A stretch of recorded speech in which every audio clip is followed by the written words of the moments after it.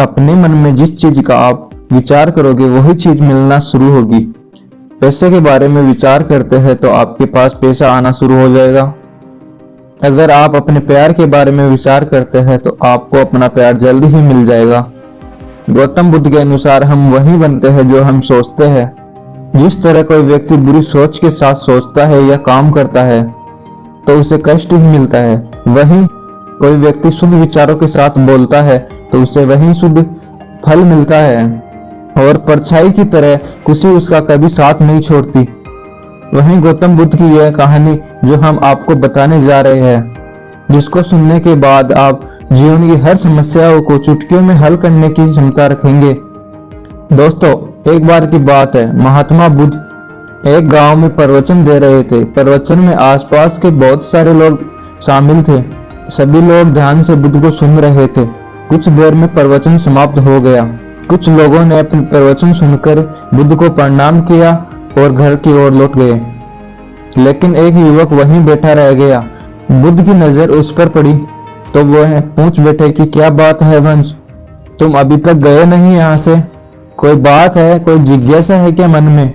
युवक बुद्ध के पास गया और प्रणाम कर कर बोला, बहुत ज्यादा उलझन में हूँ। जितना इसके बारे में सोचता हूँ उतना ही और ज्यादा इस उलझन में पड़ जाता हूँ।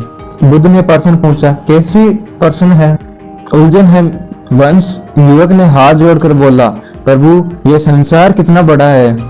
इस संसार में लाखों करोड़ों लोग निवास करते हैं, उनमें भी एक से बढ़कर एक विद्वान, ज्ञानी पुरुष और पंडित रहते हैं, कलाकार, योद्धा।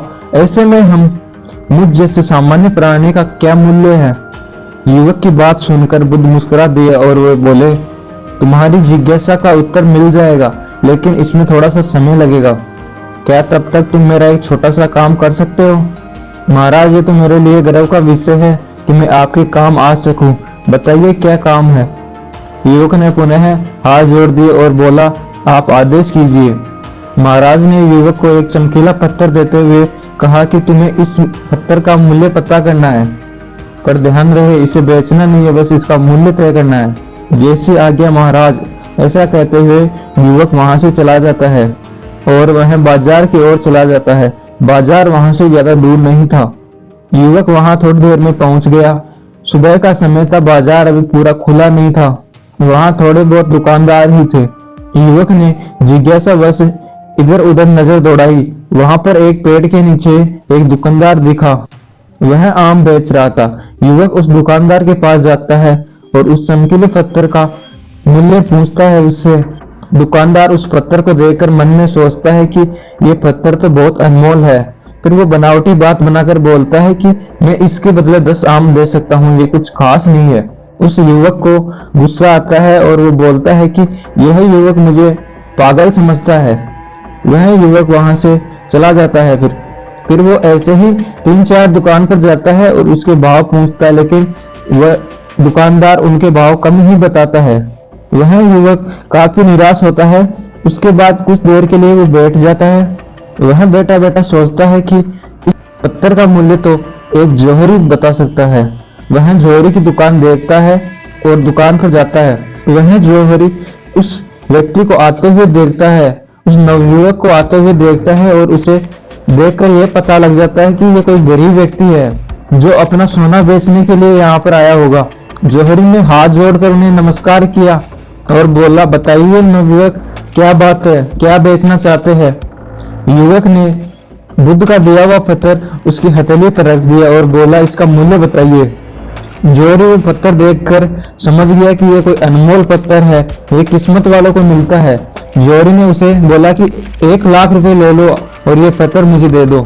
युवक ने वह पत्थर वापस ले लिया और उसे उस पत्थर का असली मूल्य पता चल गया था। वह युवक उस पत्थर को लेकर बुद्ध के पास जाने लगा। योहन ने पीछे से आवाज लगाई, रुको भाई, मैं उसके 50 लाख दे सकता हूँ। उस युवक को वह पत्थर बेचना तो था नहीं। वह उस बिना सुने दुकान के बाहर आ गया, पर जौहरी भी कम चालाक नहीं था। वह उस पत्थर को किसी भी कीमत पर जाने नहीं देना चाहता था। वह दौड़कर उस युवक के सामने आ गया और हाथ जोड़कर बोला, तुम ये पत्थर मुझे दे दो। इसके बदले में 1 करोड़ देने को तैयार हूँ। वह युवक बिना कुछ सुने जल्द से जल्द बुद्ध के पास पहुंच जाना चाहता था। वह ना तो रुका और ना ही जोहरी की बात का जवाब दिया। वह युवक तेजी से आश्रम की ओर लौटा और बुद्ध के पास पहुंचता है। वह युवक हाँफ रहा था, उसे पसीने आ रहे थे। बुद्ध उसे देखकर समझ गए, फिर भी वह युवक को महसूस होने नहीं दिया और पूछते हैं कि क्या बात है वंश, डरे हुए से लग रहे हो, कुछ हुआ है क्या रास्ते में?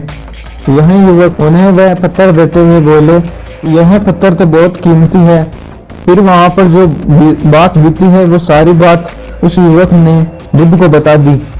जैसे सब्जी वाले ने समझा उसने वैसे भाव बताए, जैसे जोहरी ने समझा उसने वैसे भाव बताए।